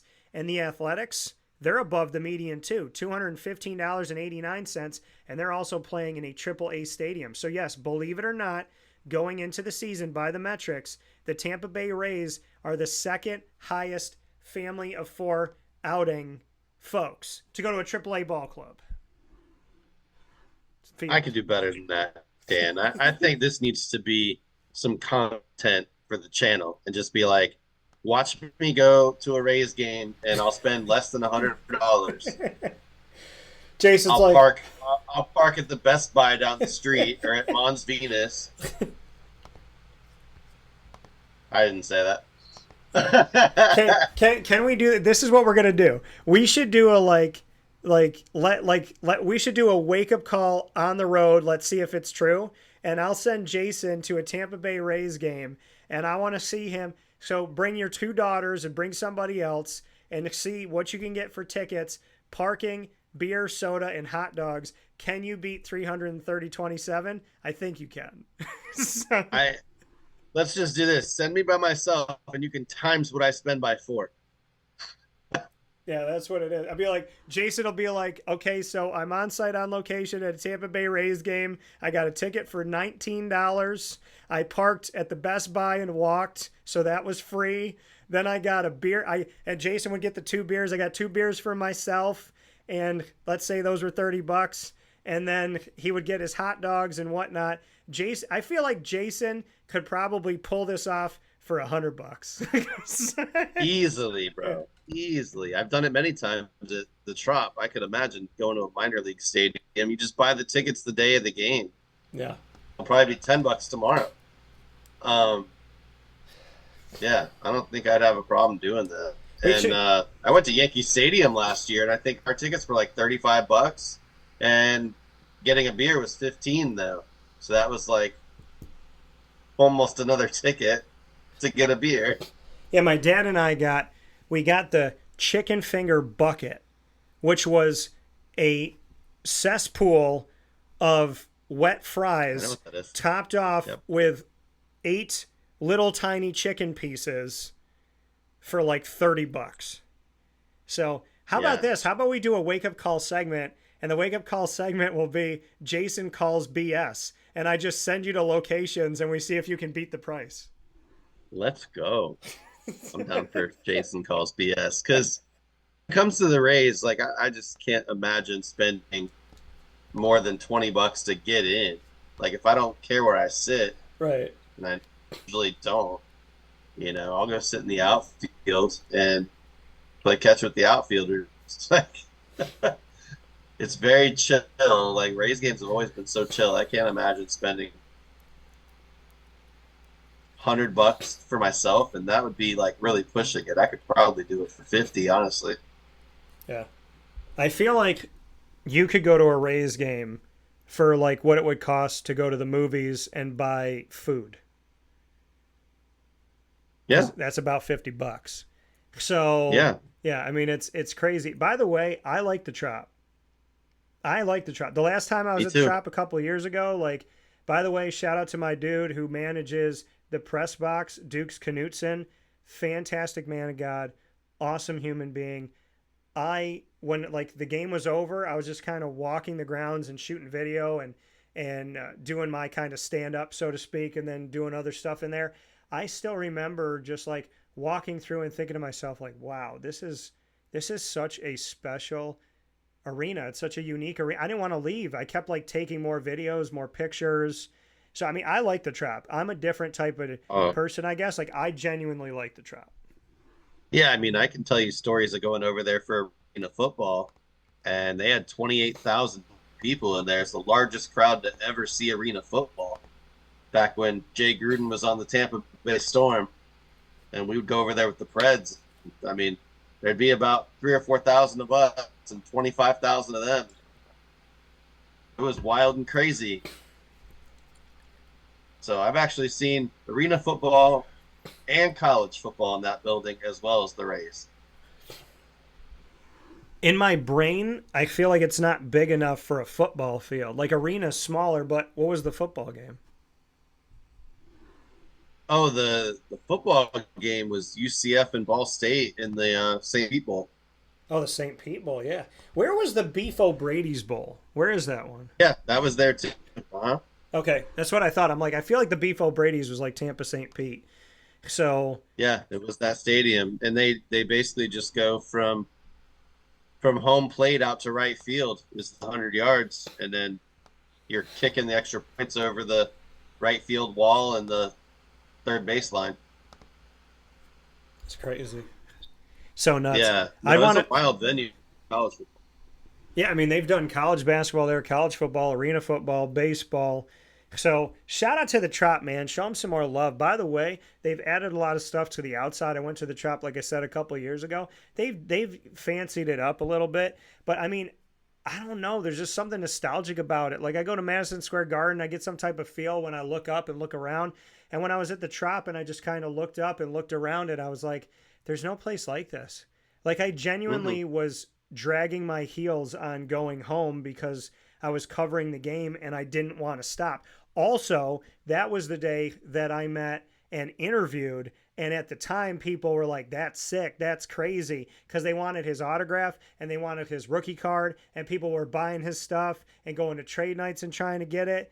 When I met Wander Franco and shook his hand a month and a half before we found out that Papa was down in the Dominican living a different type of life. So yeah. Wild. Yeah. Wander Franco. Met him, talked to him, met his translator, all that fun stuff. I was like, wow, I met the translator and we did an interview together, and then the translator spoke to the police a month and a half later. Isn't that nuts? That is insane. But, all right, you went one way with your Rays story. I'm going to go the other way. The only reason I'm a Rays fan is they helped my nephew when he had cancer. They had him out to a game and they pimped his truck out. It was like literally an exhibit episode. Like, oh wow, they drove out his truck and it had all new stereo system, speakers, like everything was just top of the line. And they let him throw out the first pitch, and we had seats like right behind the plate. It was really cool. It was part of the Dream Foundation. Oh wow, they had him out. So cool, and they treated us so well. They free food up in the whatever it was called, Whitney Bank Club back then. It was fun. And then, you know, he's dealing with cancer. Of course, he was going through chemo then. Yeah. How's he doing? Still with us today. How is he? Still with us. He's good. He's still with us today. He had testicular cancer, which most men that get that aren't able to make babies, and he was lucky enough to make one.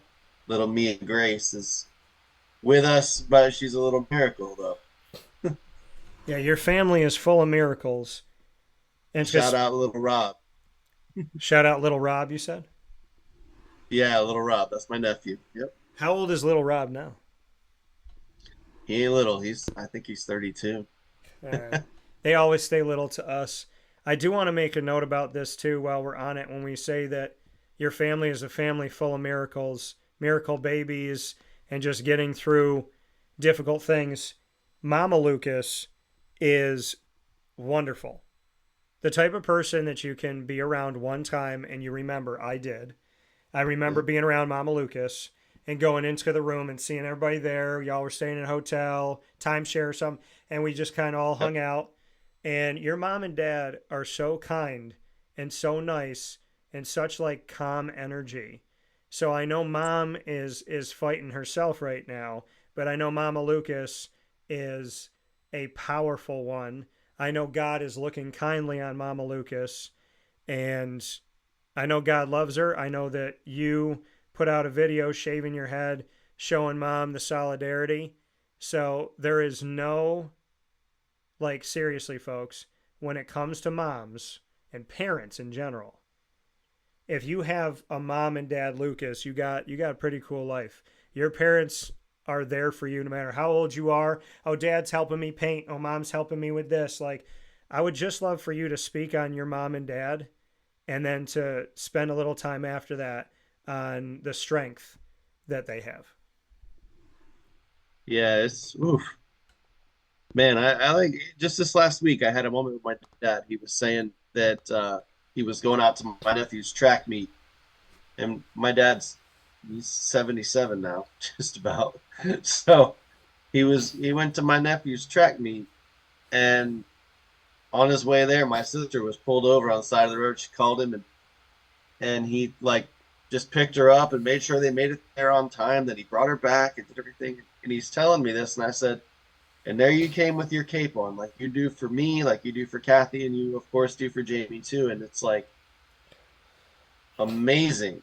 Like not everybody has that. And I'm well aware of it. I told him like, we're super lucky.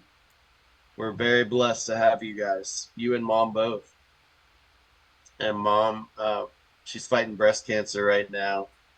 She goes for chemo again Wednesday. She already had her first treatment. She's starting to lose her hair, which is hard for me to watch. I am staying here, right now at their house because I'm separated. So that's a whole other thing I'm going through. But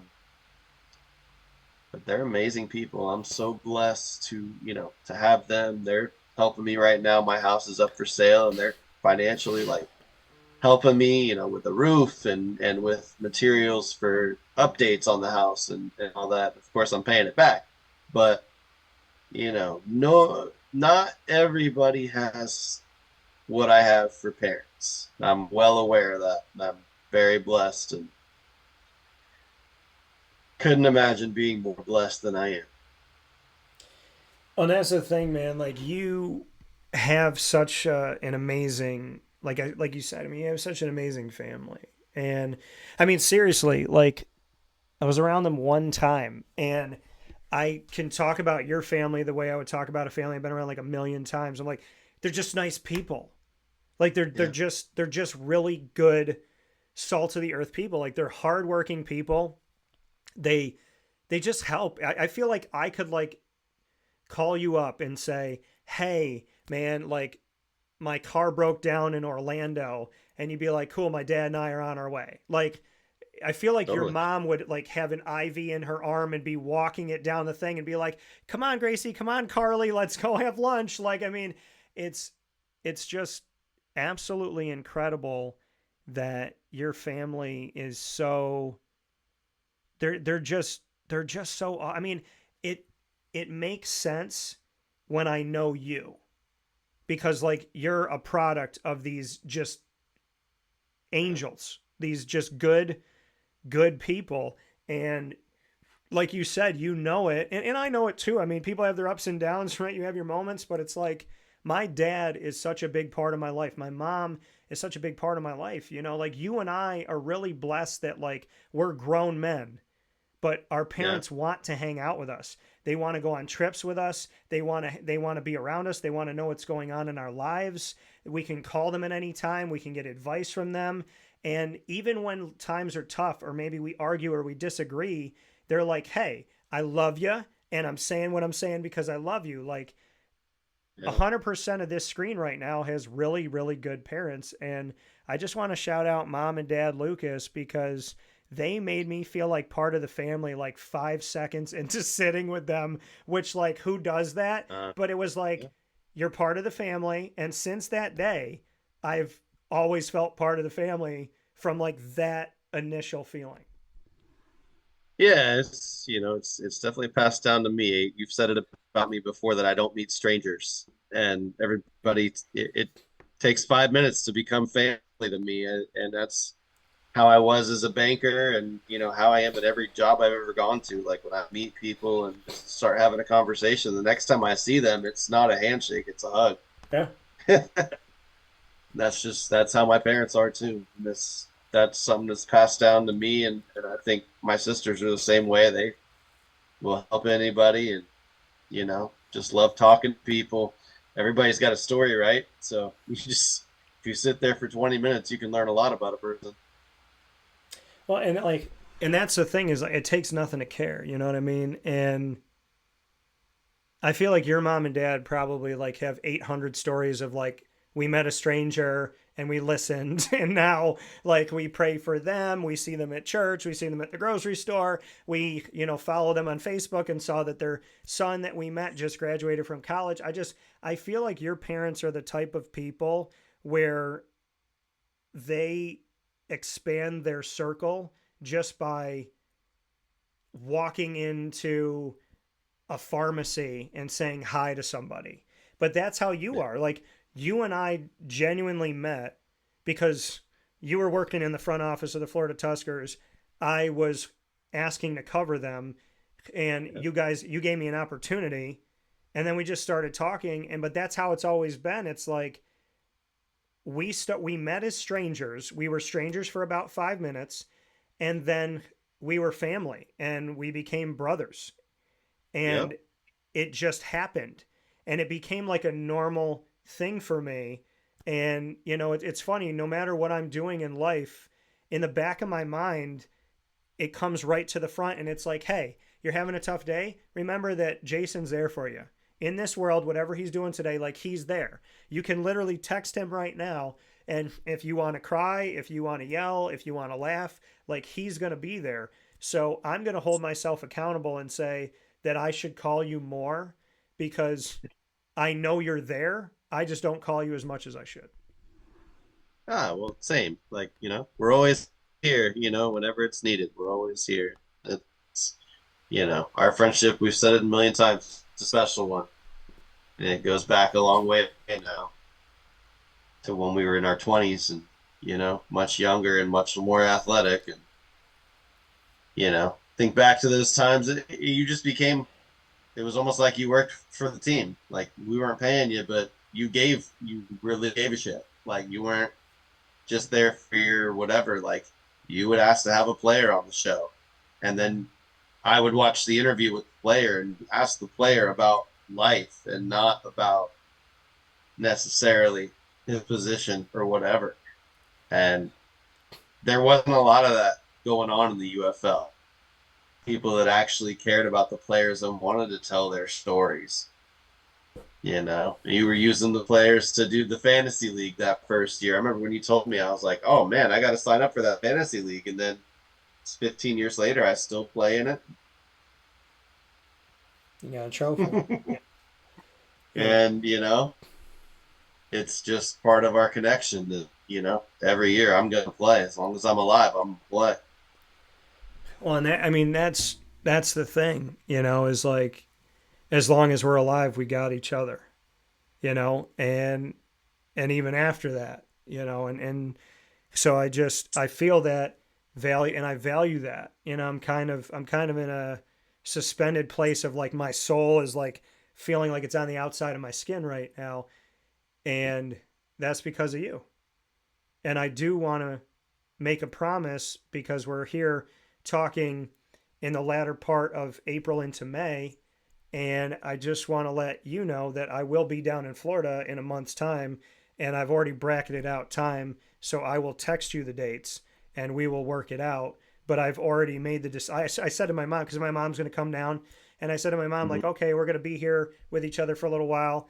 And then I was like, well, I'm going to stay a few more days. I want to go to Universal Epic Universe. I got tickets somehow, like within the first couple of weeks. And I said, I want to go. And I told her, I said, I owe Jason a visit. And so within that period of time when you leave, like, I need to make that happen. So we will see I'm each much other. closer now to all that too, because I can get down there in 25, 30 minutes from here versus where I lived in Deltona. It was another like 25, 30 minutes. Yeah, it was about 40 minutes at least to get to Orlando. So we will have that time together. I do want to finish this time off. We talked about the transfer portal, NIL, kind of the mixing of that, UCF, Syracuse. But I want to finish this broadcast and the sentiments of it by putting each other on the hot seat. We've known each other for 15 years about. Jason and I can ask each other anything. Nothing is off the table. And we have no idea what is being asked. So, Jason, you get to ask the first question. What do you think would happen if we woke up tomorrow and they said, we're closing the transfer portal forever? So now, once you're somewhere, you have to stay there unless you have a hardship reason to go somewhere else. But you have to give a valid reason to leave. Mm-hmm. What do you think would happen with college sports? I think 1,500 kids right now would be looking for a home and don't have one. But I mean, at the time we're talking. By the way, folks, over 3,500 student athletes just in college football Division I. Over 3,500 student athletes went in the portal this year. Went in the portal within the end of last season into 2025 here right now. 3,500. 107 took their names out at the last time I checked, which meant that about 44% of the kids in the portal don't have a home. 1,500 people. There's 134 FBS programs. If they divvied it up equally amongst each of the 134, all FBS schools, all 134 would have to take about 12 kids apiece. That's not going to happen.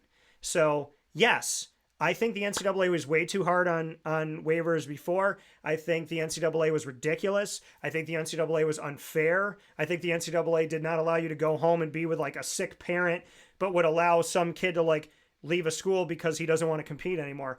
So I feel like there has to be a rule set in place, but the portal is not free agency. It's worse. Free agency has parameters. Free agency has times. And as far as I'm concerned, the college football season begins in the spring. So essentially, the way that free agency works in collegiate athletics now, it's the equivalent of Trevor Lawrence being on the Jaguars in the beginning of practice for the 2025-26 season, and then right before the season becoming a Bronco. Like, It doesn't make any sense. You should not be able to transfer after the spring because you could transfer with the entire playbook, all the nuances and all of the information. You could tell them about the facilities. You could essentially be a mole for any school because you could transfer after the spring. You also shouldn't be able to transfer before the end of the season.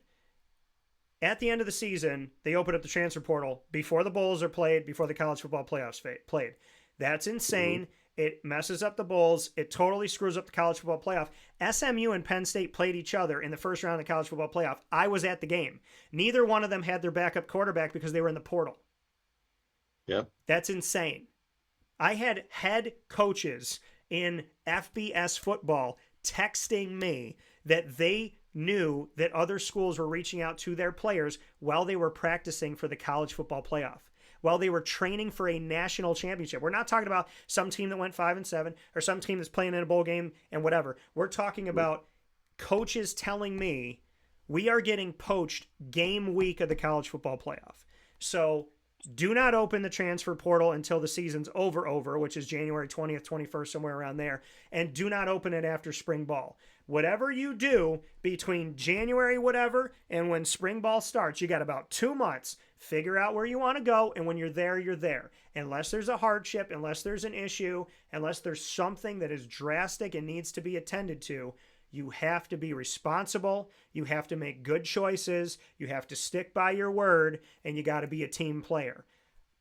These kids are learning nothing about the real world, and we are only setting them up to fail. These kids that are in the transfer portal right now came from the everybody gets a trophy generation. So they already think you get a trophy for 15th place and first place is the same. And then you take those kids and they run away from competition. I'm not saying all, but some. You take them, they run away from competition. They run toward the money. They don't care about the team. They're on 4 teams in 4 years. Then they go out into the real world and they keep switching jobs. They can't stay loyal. They don't want to listen to the CEO. They don't want to do their work. They do everything the way they want to do it. They're at Jersey Mike's and you're supposed to make the sub this way. They make it a different way because they don't care, because they'll just go on welfare, because they'll just go on unemployment, because they know they could get free money. We live in a society where it's personal, it's me, it's selfish, it's money, it's individualistic. The only way to out-train that is to stop giving everyone a trophy. And if you're going to have a portal, put parameters around it. If you're not going to put parameters around it, then understand that a coach has to literally recruit 100 people 12 months a year, which is insane. It is insane, the amount of people that transferred after the spring game. Insane. Yeah. The thought I had behind the question is basically we need to start holding them accountable. Yes. Start holding. We're going to pay you. Name, image, and likeness is still here. It's a 4-year deal. We're going to pay you. It can't change. So whatever we negotiate today, that's what it's going to be 4 years from now. Right. And we're going to hold you accountable to it. You need to make your grades or you're not going to play. Scholarship's gone. NIL's gone. Yeah. Then, yeah, you know, if you want to transfer, then, yep, you got to sit out a year. Just like the old days. You got to sit out a year. But you got to go where you're going, and you have to stay there. Yeah. So wherever you transfer to, if we approve it, that's it. There's no third school. And there's kids now playing for 3 schools, 4 schools, and 5 schools. Yeah. Yeah. You've got to have some accountability with it. 100%. 100%. My question back to you, Jay Bird. If you could snap your fingers and turn into any food dish, what food dish would best describe Jason Lucas?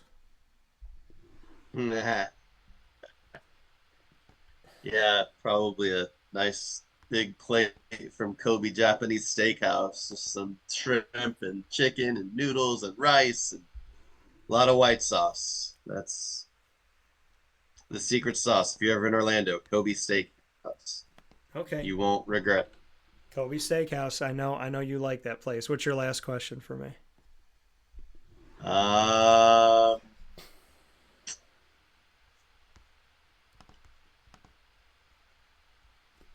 Do you think that this Universal Park that you're going to has any chance of dethroning Disney as Dan's favorite theme park? Oh, well, I think Universal's been doing a lot of things better. So I talked to a girl that works at Universal, and I said to her, "Tell me about this Epic Universe. Have you done it?" She said, "Yes." She said, "We could do it multiple times. They let the team members in." And I said, "Yeah." She said, "Yeah." I said, "Favorite part?" She said, "Without question, Dark Universe." I said, "Okay, Dark Universe is your favorite." She said, "The animatronics, they're fluid, they're consistent, they're realistic, they look good." And then she looked down and she looked up at me and she said one sentence: "Disney's got to step their game up." And I said, "Let's go." So I am very excited because I am a Super Mario kid, and I have an entire comedy skit that I do to the sounds of Super Mario. So I am very excited to be able to go and be in this world. I am a Mario Kart connoisseur. So I'm ready for that. I'm ready for the Dark Universe. I'm ready for Harry Potter. And so I mean, I think Universal's done an incredible job. Love Velociraptors. The Velocicoaster to take you through the whole thing, and then right before it ends, to take you toward the building, you're going down to the water. It flips you upside down and puts your head right above the water. Insane. Oh, wow. Beautiful. Wonderful. My dad told me I was nuts. I said, okay. And I wanted to go on again. So I think that Universal's got a shot because Disney's customer service kind of sucks right now. And Disney has decided that if you believe in God, you may not be welcome like other people are. So, I mean, there's this weird, like, if you save your money and it's a weird kind of like, if you believe in God and morals and family values, maybe you don't fit in at Disney anymore. And then Disney lost almost $200 billion and they're still doing the wrong thing. So, I mean, Disney, I think that morals should have told you what to do. But if it didn't, well, your pocketbook, that usually speaks. $200 billion to go in the wrong direction. So and also when I worked at Disney, it was $80-something to go to a park. Now it's $187. It's literally more. It's $100 more than when I was there, which is sickening. So yeah. And Disney said they would never charge like Universal for a fast pass. Oh, we would never do that. Oh, Universal, they're so mean. We would never. And then COVID happens. They get rid of the fast pass and they come back with the lightning lane, and Disney starts charging all this upcharge. So they up the price of your ticket. They up the price of your parking. And then they say that they'll never put the fast pass for money. And then they turn it to lightning lane. So Disney's making hand over fist. And during COVID, they went after their base and made you spend more money. Any business that attacked your bank account during a pandemic should be ashamed of themselves. So, can Universal oust them? I don't think Universal has to build better rides. I think they just need to watch Disney make bad decisions. But I do think Universal's what I saw that Nintendo World, you like come in through one of the green pipes in Mario. Yeah, I just can't wait. I'm so excited. So my final question to you, Jay Bird, if you and I turned into characters, Marvel, DC, Mario, anything, if you and I snapped our fingers and we turned into characters, what character would you want us both to be and why? Can we be Deadpool and Wolverine? Because that was like the funniest freaking movie. And I think we would play the parts perfectly. Yeah. Let's go. Yep. Yeah. Oh my god. So here's Ryan the thing. Reynolds is so fucking hilarious. So who would I be? I'm guessing I would be Wolverine. Well, yeah, I gotta be Ryan Reynolds. Okay. So you would be Deadpool and I would be Wolverine. Perfect. Mm-hmm. I like it. So I can live with that. Funny. I can live with Deadpool. I'm just glad that I had an answer because I don't really do Marvel, but I watched that one. Yeah. No, I think that would be good, for sure. I think we would have fun with that. But I wouldn't be fighting you. I'd be fighting others. So. They fight others, don't they? I'd be fighting others. There's enough to fight. There's so many villains. Cassandra Nova, she's got her hands in your face. It's gross. But yeah, I mean, there's a lot of things that we could fight in that universe. I would be happy to be Wolverine. Hugh Jackman, yeah, I feel like I've taken care of my body a little bit more. I'm rugged with my goatee, and I've let it grow out a little bit over here. So I think we could do it. I got a singing voice. He's in The Greatest Showman. So yeah, I'll be Hugh Jackman for a little while. I'll be Wolverine. This is the greatest show. I'll be Wolverine. So one of my favorite lines ever by Wolverine, when Morph, my favorite character, died in the second episode of the cartoon. Great for children, by the way, when they're 9. And so when Morph dies, Wolverine drives on his motorcycle. He goes to the edge of a cliff and he says, "I'll avenge you, my friend. I swear it." And like the claws come out. But yeah, I would absolutely play Wolverine. And I'm good with you playing Deadpool. I think we would play well off of each other. I think we would have fun. And yeah, I think you and I would have way too much fun being able to do whatever we wanted and not die. Yeah. Everybody's going to be laughing at this one. Yeah. These goofballs. Yeah. No, we would have fun. Deadpool and Wolverine on your screen, folks. For Jason Lucas and myself, Dan Tortora. Jaybird, thank you as always for everything. Thanks for joining me on today's show. And as always, God bless to you and the Lucas family, to my little nieces and my nephew up in heaven. I look forward to talking with you soon, buddy. You too, buddy. Take it easy. Love you, bro. Love you too.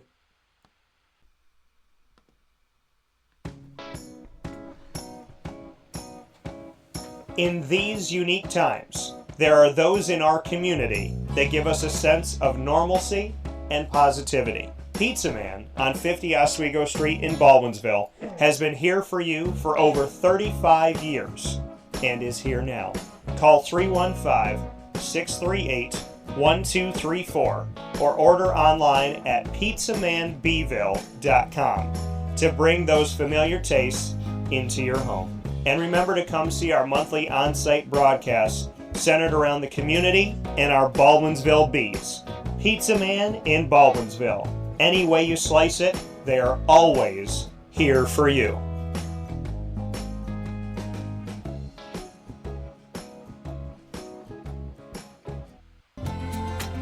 Looking for your next ride? Look no further than Great Lakes Honda City, located on 7140 Henry Clay Boulevard in Liverpool, New York. Serving our community for decades, their new and pre-owned vast array of vehicles are available to you Monday through Saturday on site. To search from home, shop at GreatLakesHondaCity.com.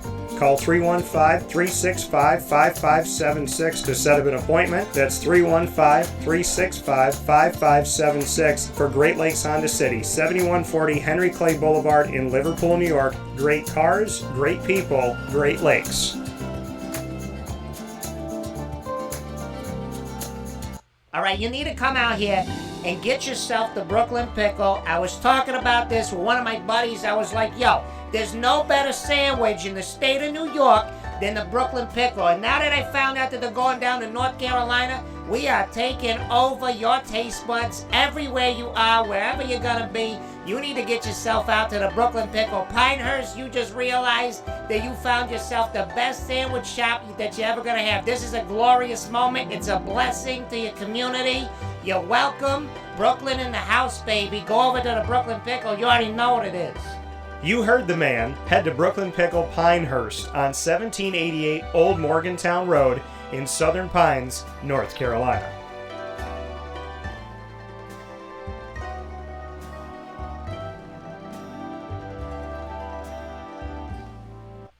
Carvel DeWitt, it's what happy tastes like. Do you know why? Because we make ice cream. Creamy, rich, flavorful ice cream. Not yogurt or iced milk like some of our competitors. Ice cream. Fresh, by hand, daily. For the calorie conscious, we have something new for you. Our new Carvelite. Same great flavor, creaminess, and texture of our regular ice cream with only 35 calories an ounce. So whether you want an ice cream cake, flying saucer, dasher, carvalanche, hard or soft ice cream, we will satisfy your craving with our fresh, handmade regular or new Carvelite ice cream. Carvel DeWitt. It's what happy tastes like. The Wildcat Sports Pub in Camillus, New York is located on 3680 Milton Avenue in the Home Depot Plaza. It is your family-friendly sports bar and restaurant.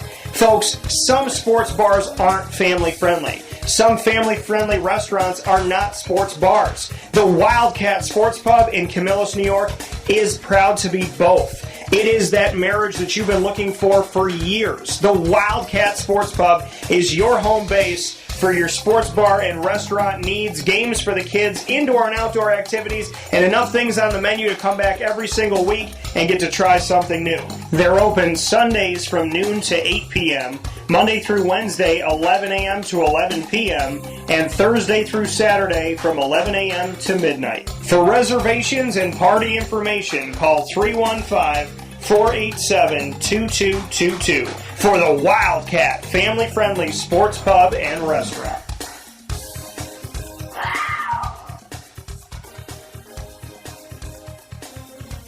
GG Cards and Breaks. Like, comment, subscribe. GG Cards and Breaks comes to you on 639 Delmar Place in Syracuse, New York. Find them open Tuesday through Saturday from 10 a.m. to 6 p.m. and on Sundays from 10 to 5 right off of Teal Ave. You will find the sports card and trading card shop of choice, my choice, our choice, here on Wake Up Call with Dan Tortora. Let them know that DT sent you. They have hockey, soccer, basketball, baseball, football, Yu-Gi-Oh!, Magic the Gathering, as well as Disney Lorcana and Pokemon. You can get it all by simply going to 639 Delmar Place in Syracuse, New York. And remember, folks, it's always a good time to be a big kid. With that being said, here on Wake Up Call with Dan Tortora, where sports meets life, I want to thank you for tuning in from inside the Great Lakes Honda City Studios to my brother, Mr. Jason Lucas. And, of course, you are with us up and down the East Coast, the Midwest, the West Coast, and all around the globe on YouTube.com and Facebook.com, both / WakeUpCallDT, and on WakeUpCallDT.podbean.com. You can also find us on Amazon Music, Audible, iHeartRadio, iTunes and Apple Podcasts, Player FM, Podbean, Podchaser.com, Podvine, Spotify, TuneIn, and YouTube. All you have to do is search Wake Up Call with Dan Tortora, or one word, Wake Up Call DT. Big time thanks from New York to North Carolina, the Brooklyn Pickle, finding them at Southern Pines on 1788 Old Morganton Road down in Southern Pines, North Carolina, right down the road from Pinehurst Golf Course that you know from the PGA Tour. You could go and visit them all throughout the week at Brooklyn Pickle for sandwiches that you will not find anywhere else. A half is a whole and a whole is two sandwiches. Go and get your food on right now at Brooklyn Pickle in Southern Pines. And a visit, and thank you, and please go and visit our wonderful partners in Central and Upstate New York, Great Lakes Honda City, Carvel DeWitt, the Wildcat Sports Pub, GG Cards and Breaks, MON-FRI, the snack capital of the world, as well as Servomation, reinventing, reinvigorating, and redefining what it means to have vending. The technology, the quality of food, and the variety of food. Everything that they bring you at Servomation is worth having in your school, in your college, your university, your business, your airport, as well as your rest stop. Find out more by going to Servomation.com. That's SERVOMATION.com. Mother's Cupboard, Chick-fil-A Cicero, Canine Camp Dog Daycare, Pizza Man Brian's Landing, and we are the exclusive multimedia marketing partner of your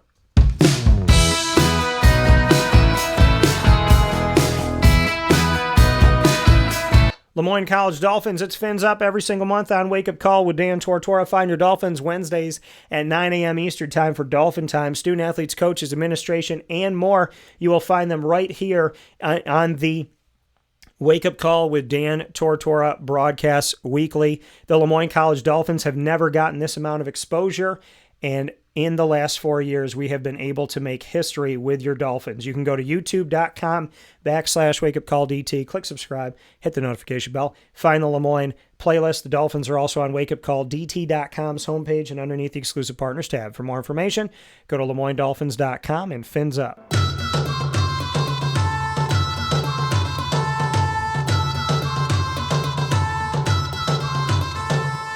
The Bryan and Stratton College Bobcats of Syracuse are exclusive multimedia marketing partners with Wake Up Call with Dan Tortora. Find your Bobcats every single month in the Bobcat Buzz with student athletes, coaches, and administration joining the show. The Bobcats are here with you on youtube.com/WakeUpCallDT.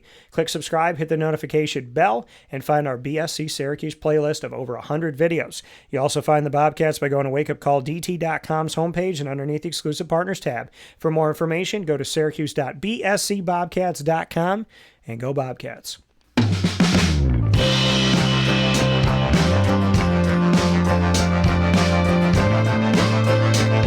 The Binghamton University Bearcats are exclusive multimedia marketing partners with Wake Up Call with Dan Tortora. Find your Bearcats every single month.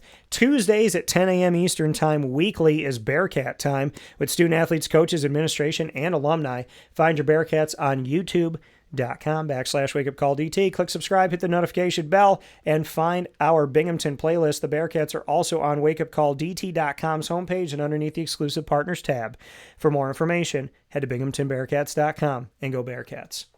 With that being said, here on the show, find us on Facebook at WakeUpCallDT, X at CallDT, and Instagram at WakeUpCall_DT. From the Great Lakes Honda City Studios, I thank you for tuning into Wake Up Call. And I tell you, as always, God bless, no stress, do your best. I send you my love. Be safe and be good. We'll talk soon.